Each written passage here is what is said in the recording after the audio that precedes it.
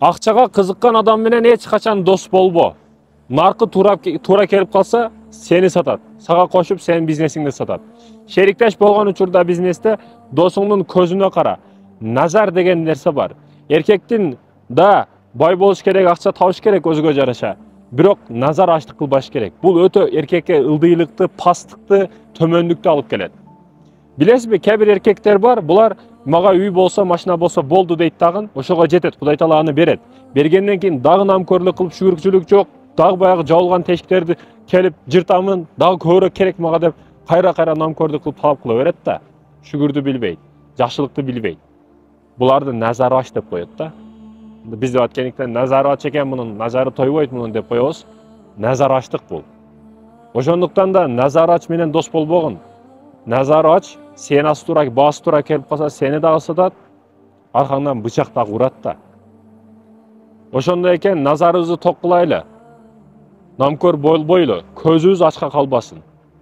Кээ бирөөлөрдө бардык нерсе болсо да, ушу Россиянын жарымы ошондуку болсо да, Россиянын бардыгын элейм, дүйнө мененки болуш керек дей берет да. Жок. Шүгүр кылган адам жарымтан аңа дагы тоет, шүгүр кылат. Шүгүр кылган адам кичинекей үйү, кичинекей машинасы болсо дагы шүгүр кылат, ошо менен жашайт. Намкөр адам, шүгүр кылбаган адам, көзү ач адам, назары ач адам, ага Россиянын жарым берип койсоң дагы тойбойт ал эч качан. Аракет болсун, болгон сайын болсун дей берет да. Эч шүгүрдү билбейт.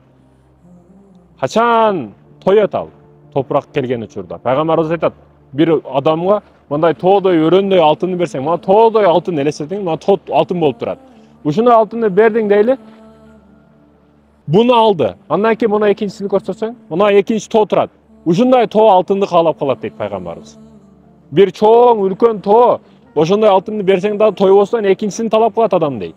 Качан толдурат, тойдурат ал топурак дейт. Менимче көздөр топуракта ачылат, ал учурда кеч болот. Намкөрлүк кылыпмын, чын дүйнөнү билбептирмин. Аллахым бир мүнөткө убакыт бергин, мен кайра бул дүйнөгө келип зикир кылайын, намаз окуйын, бирок ал учурда кеч. Көздөр кабырда ачылып калбасын. Көздөр, назар топуракта жабылып калбасын. Ойлонойлу бул маселеде.